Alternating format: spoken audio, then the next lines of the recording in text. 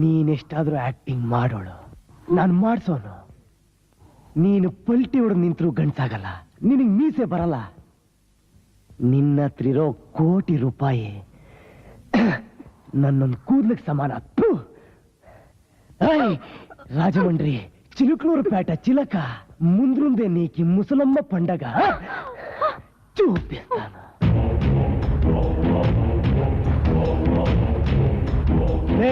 ಆ ನೀರು ತಗೊಂಬರ, ಅವಳನ್ನು ಮುಟ್ಟುಬಿಟ್ಟಿದೆ.